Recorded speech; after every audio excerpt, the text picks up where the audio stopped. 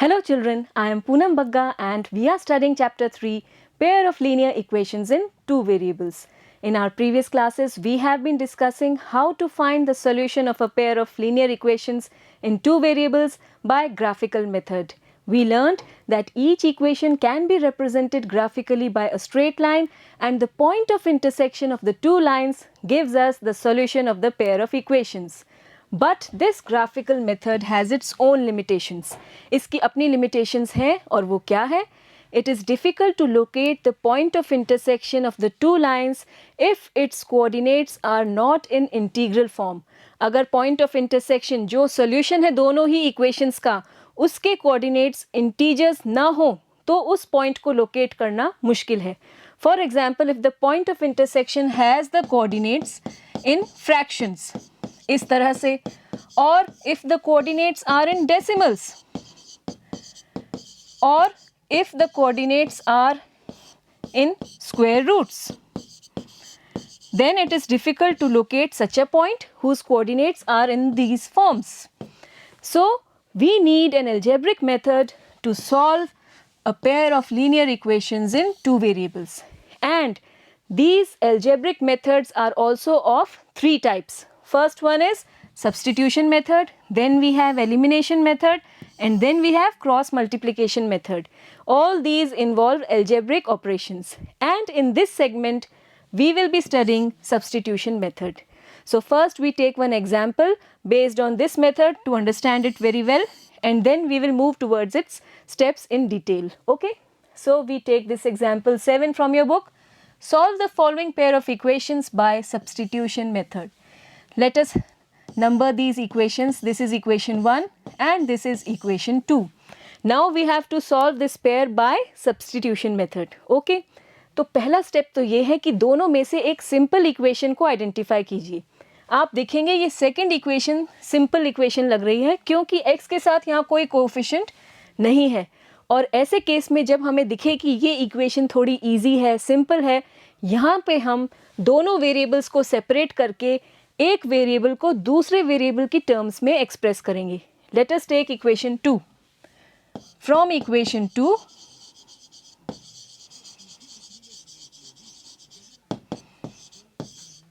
We get x equal to 3 minus 2y. आप देखिए हमने दोनों वेरिएबल्स को सेपरेट कर दिया और यहाँ x को हमने y की टर्म्स में एक्सप्रेस कर दिया. x का एक्सप्रेशन हमने y के फॉर्म में ले लिया है और हम इसे नंबर 3 इक्वेशन नाम दे रहे हैं. ठीक है.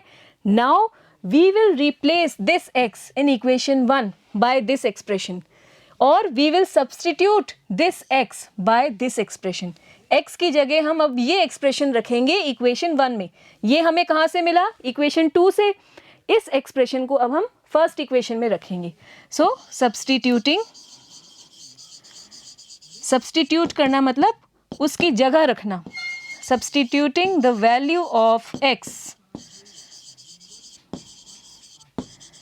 From equation 3 in equation 1, we get, what do we get? It is 7x minus 15y equal to 2. अब 7 और x की जगह हम ये सब्स्टिट्यूट कर रहे हैं 3 minus 2y and then minus 15y equal to 2. I hope it is clear to you. और यहाँ हमने x की जगह ये एक्सप्रेशन सब्स्टिट्यूट किया है, इसलिए हम इस मेथड को कहते हैं substitution method. Now we will simplify the expression. Open the brackets. 7 3s are 21, then 7 2s are 14y minus 15y equal to 2. Next we will again simplify it. Let me take it a little bit upwards. It will give us 21 minus, since both the numbers are in negative form, दोनों ही minus में है तो add हो जाएंगे, and we will get minus 29y equal to 2. ये दोनों like terms हैं, same variable है इसलिए ऐड हो जाएंगे. Next what? minus 29y equal to 2 and this 21 will also go here, minus 21. This will give us, So we get minus 29y equal to minus 19. 2 minus 21 will be minus 19. So this gives us y equal to minus 19 upon minus 29 or y is equal to 19 upon 29. This is the fourth equation और ये हमें मिल रही है y की value. तो आप देखिए अभी तक हमने क्या किया, हमने इक्वेशन 2 से x को y की टर्म्स में एक्सप्रेस किया और x का ये एक्सप्रेशन हमने सब्स्टिट्यूट किया इक्वेशन 1 में. इससे हमें एक सिंगल वेरिएबल में इक्वेशन मिल गई जिसमें वेरिएबल है सिर्फ y. अब x इसमें नहीं है, इसको सॉल्व करने पर हमें y की वैल्यू मिल गई. अब हम x की वैल्यू कैसे निकालेंगे, हमें जो ये इक्वेशन 3 मिली है इसमें अगर हम y की वैल्यू वापस सब्स्टिट्यूट कर देंगे तो x भी मिल जाएगा. So we write here substituting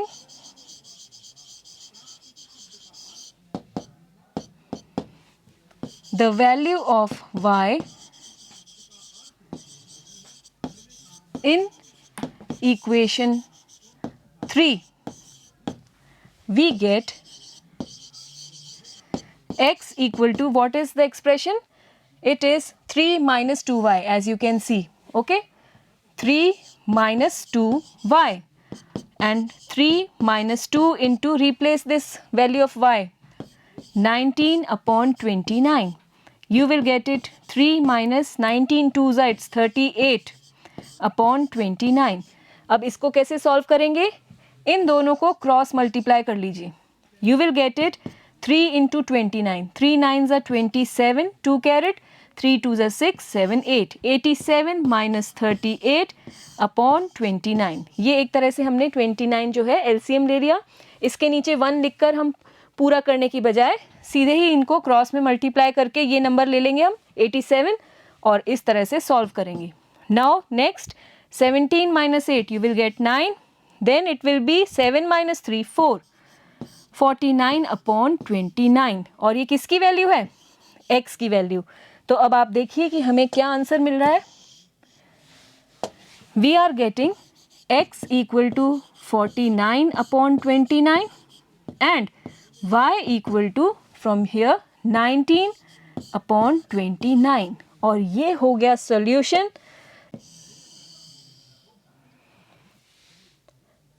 This is the solution of both the equations. Got it?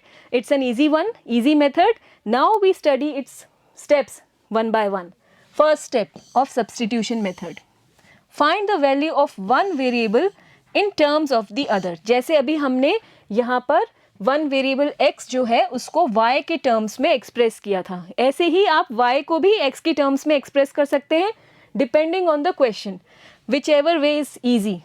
From either equation, whichever is convenient. जो भी easy हो, suitable हो, उस तरह से हम या तो x को y की terms में express करेंगे या y को x की terms में. Next, substitute this value of selected variable in the other equation and reduce it to an equation which can be solved. आप देखिए यहाँ पर हमने x की वैल्यू जो वहाँ ये आई थी सब्सटीट्यूट करी और हमें एक सिंपल इक्वेशन मिल गई सिंगल वेरिएबल में जो कि y है यहाँ पर. It can be solved and this has given us the answer for y. So this is the second step. But if you get a statement with no variable, ऐसे भी case आपको मिलेंगे जहाँ पर वेरिएबल एलिमिनेट हो जाएगा, हट जाएगा. तो ऐसे केस में if the statement is true, then the pair of equations will have infinitely many solutions, and if the statement is false, then the pair will have no common solution. This will be clear as we will be doing some examples based on it. Then the third step is substitute the value of the variable obtained in step 2. जैसे हमें step 2 में वहाँ पर मिला था y equal to 19 upon 29 मिला था ये. Substitute the value of this variable in the equation used in step 1. जो हमने फर्स्ट स्टेप में इक्वेशन से x का एक्सप्रेशन निकाला था उसमें y की वैल्यू सब्सटीट्यूट कीजिए to obtain the value of the other variable और उसी से हमने x की वैल्यू ऑब्टेन की थी. तो ये वही स्टेप्स हैं. Now we take some more examples to get much clear idea of this method. Solve question 1 of exercise 3.1 by this method of substitution. Question 1 क्या है, 3.1 एक्सरसाइज का वो भी हमारे पास है. Aftab tales his daughter 7 years ago I was 7 times as old as you were then. Also 3 years from now I shall be 3 times as old as you will be then. So we have to first form equations according to this question and then we will be solving those equations by the method of substitution. पहले हमने इसे graphical वे में represent किया हुआ है, अब हम इस क्वेश्चन को ही सब्सटीट्यूशन मेथड से सॉल्व करेंगे. So first we form the equations. Equations हमें यहाँ पर दी हुई नहीं है, हमें खुद ही बनानी है क्वेश्चन को पढ़ के. अब आप देखिए यहाँ पर दो लोग हैं, आफ्ताब एंड हिज डॉटर, और दो कंडीशंस हैं, 7 years ago and 3 years from now. इसका मतलब आफ्टर 3 years. दो कंडीशंस हैं, तो हम पहले इन यहाँ पर दो अननोन क्वांटिटीज़ हैं, उनको एक्स और वाई लेंगे, और वो क्या है, present age of Aftab and present age of his daughter. जब हम आज प्रेजेंट एज कुछ अज्यूम करेंगे तभी तो हम 7 years ago और 3 years later की एज लिख पाएंगे. So first let us assume that the present age, आज की जो एज है आफ्ताब की, उसको एक्स मान लेते हैं और डॉटर्स प्रेजेंट एज को हम y मान लेते हैं. So we write here, let the present age of Aftab be x years. Okay, and let the present age of Aftab's daughter be y years. Now we have two conditions. First condition goes 7 years ago. So we take on the next page. Let us write down here. First condition.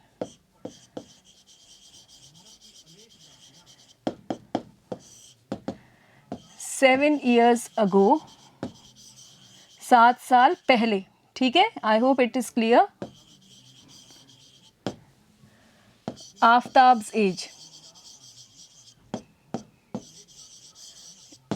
It will be x -7. 7 साल पहले के लिए हम -7 करेंगे. It will be x -7 years. आज की as है x years, तो 7 साल पहले हो जाएगी x -7. And daughters as,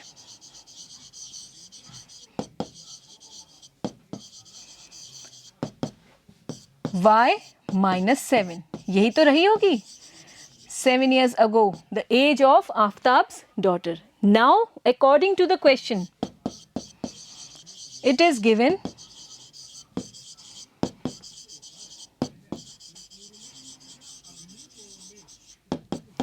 what has been given? 7 years ago, I was 7 times as old as you were then. समझ रहे हैं आप? I was, I मतलब Aftab's as. It is 7 times daughter's age. And the age to be taken is 7 years ago. So, Aftab's age 7 years ago, it's x -7. And this is equal to 7 times y -7. This condition is according to the question. 7 years ago, Aftab's age is 7 times daughter's age, and 7 years ago Aftab's age is x -7 and daughter's age is y -7. Now simplify. X -7 equal to 7y -49. 7y, 7 sevens are 49. Now x minus 7y is equal to -42. -49, let me write here, x minus 7y equal to -49, and this -7 will go to the RHS and become +7. इससे हमें मिल गया -49 + 7, it will be -42. So this is the first equation. दो equations चाहिए हमें क्योंकि यहाँ पर दो वेरिएबल्स हैं, ये याद रखिएगा. So this was according to the first condition. Now we take the second condition. Now we will have to think about the age 3 years from now or after 3 years. After 3 years, Aftab's age. It will be how much? Today the present age is x years. So after 3 years it will be x plus 3 years. 3 साल बाद के लिए हम 3 plus कर देंगे और ऐसे ही daughters as क्या हो जाएगी after 3 years? It will be y plus 3 years. I hope it's very much clear. Now again we will form one equation according to the question.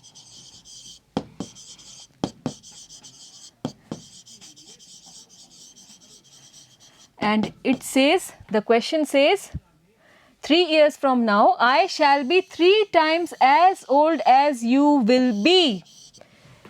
I shall be 3 times. So this means 3 years, Aftab's age, it will be equal to 3 times daughter's age. यही बात कही गई है और Aftab's age will be x plus 3 and it is equal to 3 times y plus 3 जो है daughter's age after 3 years. Now simplify, open up the bracket, 3y plus 3 3s are 9. Again simplify, x minus 3y equal to 9 minus 3 or now we have x minus 3y equal to 6. 9 minus 3 will be 6. This is the second equation. Now we have got both the equations and now we will be solving these equations by substitution method. We take on the next page. Let us first write down the equations. The equations are, let us take the first one, x minus 7y equal to minus 42. X minus 7y equal to minus 42. First one. And then the second one is x minus 3y equal to 6. This is the second one. अब इन दोनों में से हम एक simple equation पहले select करते हैं और वो कौन सी है? Obviously it is the second one. और यहाँ पर हम दोनों वेरिएबल सेपरेट करके x को y की टर्म्स में लिखते हैं. So from equation 2 we get x equal to 6 plus 3y. Let it be equation number 3. ठीक है, अब हमने x को y की टर्म्स में एक्सप्रेस कर दिया है और अब हम क्या करेंगे? बिल्कुल, we will be substituting this expression in equation 1 in place of x. So we write here, substituting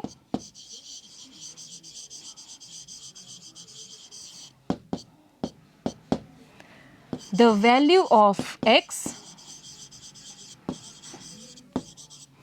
from equation 3 in equation 1. We get in equation 1 x minus 7y equal to minus 42. ये तो equation है और अब इस x की जगह हम लिख रहे हैं 6 plus 3y minus 7y equal to minus 42. देखिए अब ये इक्वेशन सिंगल वेरिएबल में रह गई और वो है यहाँ पर y. Now it becomes 6, 3 minus 7, it will be minus 4y equal to minus 42. Now this becomes minus 4y equal to minus 42 minus 6. ये 6 जो है यहाँ पर प्लस में है और RHS में जाकर माइनस में बन जाएगा. ये हमने बात की थी कि हर नंबर का साइन उससे पहले लिखा होता है और अगर नहीं लिखा है it means it is a positive number और प्लस 6 उधर जाकर माइनस 6 हो गया. Now this comes out equal to minus 4y equal to minus 48. As you can see, this implies that y is equal to minus 48 upon minus 4. minus and minus will be cancelled, it is equal to 12. So the value of y comes out equal to 12. Now how to find the value of x? Substitute this value of y in equation 3. इस equation में अगर हम y की value रख देंगे तो हमें easily x की value मिल जाएगी. So we now write down substituting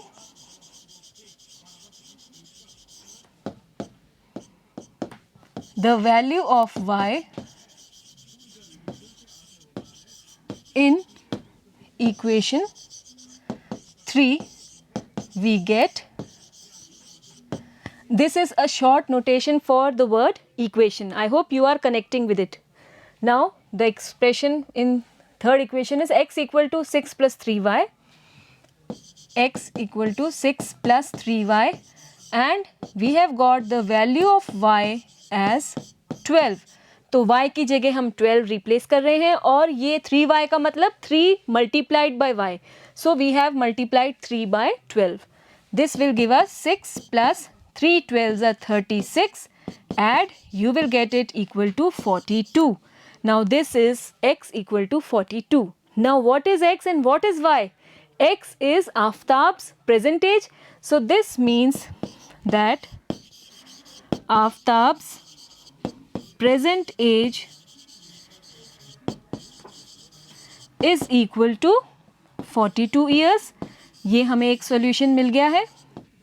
And Aftab's daughter's present age, it is equal to 12 years, which is the value of y, because we have taken that the present age of Aftab's daughter is y years. Just have a look here, we took it equal to y years, and so as the value of y comes out equal to 12, so we can say that daughter's present age is 12 years. I hope the question is clear to you. We move towards another example.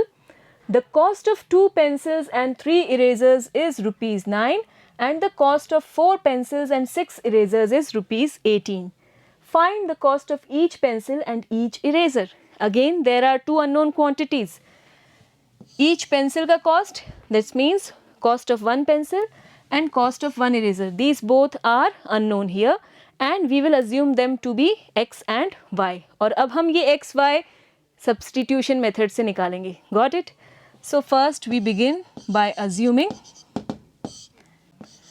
let the cost of each pencil be rupees x, okay, and let the cost of each eraser be rupees y. Okay, now according to the question we will be forming two equations to get a unique solution. According to the question, first condition, cost of 2 pencils and 3 erasers. अब आप देखिए एक pencil का cost है x rupees, तो 2 pencils का cost हो जाएगा 2x और एक इरेजर का कॉस्ट है y रुपीस, तो 3 इरेजर्स का हो जाएगा 3 into y, that is 3y, and their sum is given equal to rupees 9. So the first equation is 2x plus 3y equal to 9. This is the first equation and it's simple and easy to form this equation. Then from this information, cost of 4 pencils and 6 erasers is rupees 18. अब आप फिर से देखिए 4 pencils, pencil एक pencil का cost है x rupees, तो 4 pencils का हो जाएगा 4x, सो 4x, और ऐसे ही एक इरेजर का कॉस्ट है y, तो 6 इरेजर्स का हो जाएगा 6y plus 6y. This is equal to 18. This is your second equation.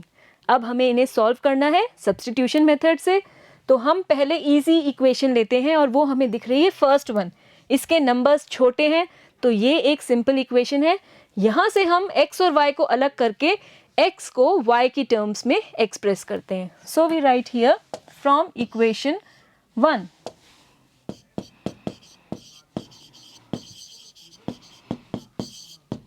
We get 2x equal to 9 minus 3y कर दिया हमने. 3y को RHS में ले गए, माइनस 3y हो गया. लेकिन अभी भी ये 2 यहाँ पर है, इसको भी यहाँ से RHS में भेजेंगे अगर हम, तो हमें मिलेगा ये upon 2. x equal to 9 minus 3y upon 2. And this is your equation number 3. ठीक है. अब हम इस एक्सप्रेशन को, आप देखिए हमने x को y की टर्म्स में एक्सप्रेस कर दिया है, और इस एक्सप्रेशन को अब हम रखेंगे इक्वेशन नंबर 2 में. हमने ये एक्सप्रेशन इक्वेशन 1 से लिया है और अब हम इसको रिप्लेस करेंगे या सब्स्टिट्यूट करेंगे इक्वेशन 2 में. So we write here substituting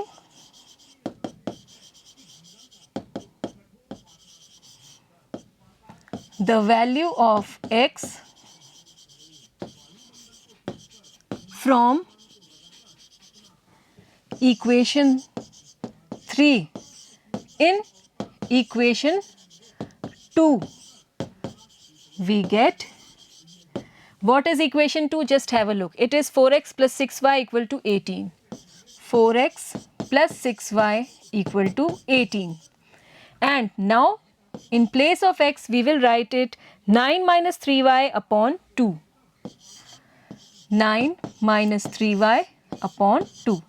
ये हमने इस x की जगह पर रख दिया है. Plus 6y equal to 18. Now this 2 will cancel this 4. 2 ones are 2, 2 twos are 4. और हमें क्या मिलेगा? 2 into 9 minus 3y plus 6y equal to 18. Solve it. 2 nines are 18 minus 6y plus 6y equal to 18. पर आप यहाँ देखिए minus 6y plus 6y तो cancel हो जाएंगे और हमें कोई वेरिएबल इसमें बचा हुआ मिलेगा ही नहीं. What we get is 18 equal to 18. Now there is no variable, only a statement is there, 18 equal to 18. और ये statement true है for all values of y. तो जब भी हमें ऐसा statement मिले जिसमें वेरिएबल ना बचे और वो true हो, तो इसका मतलब है कि पेयर ऑफ इक्वेशंस के इनफाइनाइटली मेनी सॉल्यूशंस हैं. और यही इसका यहाँ पर हम लिखने वाले हैं. Let me make some space for writing. This statement is true for all values of y.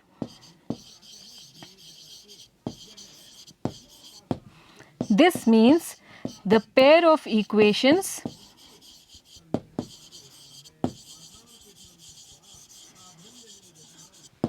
has infinitely many solutions.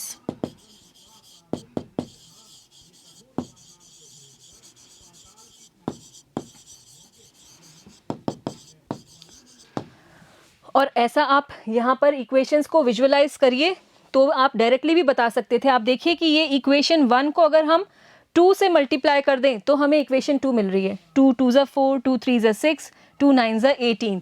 तो इक्वेशन 2 एक्चुअली क्या है? फर्स्ट इक्वेशन की ही मल्टीपल है 2 टाइम्स. और इससे हम कह सकते हैं कि इनके रेशोज a1/a2, b1/b2, c1/c2 तीनों इक्वल हैं. और यहाँ पर हम देखते ही बता सकते थे कि ये इनफाइनाइटली मेनी सॉल्यूशंस का केस है. Also just have a look, this is one and the same information given. यहाँ पर हमारे पास दो वेरिएबल्स हैं x और y, और इसके लिए हमारे पास दो अलग अलग इंफॉर्मेशंस होनी चाहिए थी x और y से रिलेटेड. लेकिन हमें जो दो इक्वेशंस दी हैं वो दो अलग इंफॉर्मेशंस को नहीं एक्सप्रेस कर रही हैं, बल्कि एक ही इंफॉर्मेशन को दो तरह से बताया गया है. और क्योंकि यहाँ पर एक इंफॉर्मेशन की कमी है, इसलिए हम x और y का एक यूनिक सॉल्यूशन, यूनिक वैल्यू नहीं निकाल पाए. और इसलिए हमारे पास यहाँ पर है infinitely many solutions. So you can think in all these veg. Now we have the next example.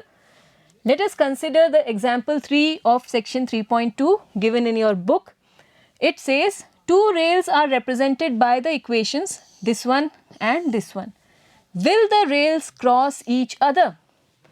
अब रेल क्या हो गई, एक तरह से इन्हीं इक्वेशंस की लाइन हो गई। जो हम ग्राफिकली रिप्रेजेंट करते हैं इक्वेशंस को, तो लाइन ही तो मिलती है, और ये एक्चुअली रेल्स को रिप्रेजेंट कर रहे हैं। यूं कह लीजिए कि दो लाइंस को रिप्रेजेंट कर रहे हैं। अब क्वेश्चन है, will the rails cross each other? तो rails will cross each other, और we can say the two lines will meet each other if the given equations have a unique solution. अगर एक unique solution होगा, इसका मतलब ये हुआ कि दोनों लाइंस जो यहाँ पर हैं रेल्स, दोनों रेल्स एक पॉइंट पे इंटरसेक्ट करेंगी और तभी हमें यूनिक सॉल्यूशन मिल रहा है। तो हम देखते हैं कि अगर हमें यूनिक सॉल्यूशन मिल रहा है तो answer will be yes, the rails will cross each other. और अगर हमें यूनिक सॉल्यूशन नहीं मिल रहा है, इसका मतलब लाइंस या इस केस में रेल्स इंटरसेक्टिंग नहीं है, and we will say the rails will not cross each other. So let us first solve this pair of equations. The first equation is x plus 2y minus 4 equal to 0. This is the first one. Let me write the solution. The equations are, this is first one, 2x plus 4y minus 12 equal to 0. ये हो गई second one. अब आप देखिए first equation ही है, simple equation, तो इससे हम x और y को सेपरेट करते हुए x को y की टर्म्स में एक्सप्रेस करेंगे. So we write here from equation 1 we get x plus 2y minus 4 equal to 0. x equal to, ये माइनस 4 जो है RHS में जाके प्लस 4 हो गया, और प्लस 2y RHS में जाके माइनस 2y हो गया. This is equation 3 in which we see that x has been expressed in the form of y. अब हम इस एक्सप्रेशन को इक्वेशन नंबर 2 में x की जगह यहाँ पर सब्सटीट्यूट करेंगे और फिर हमें इक्वेशन मिलेगी y की टर्म्स में. Let us see what happens. We write here substituting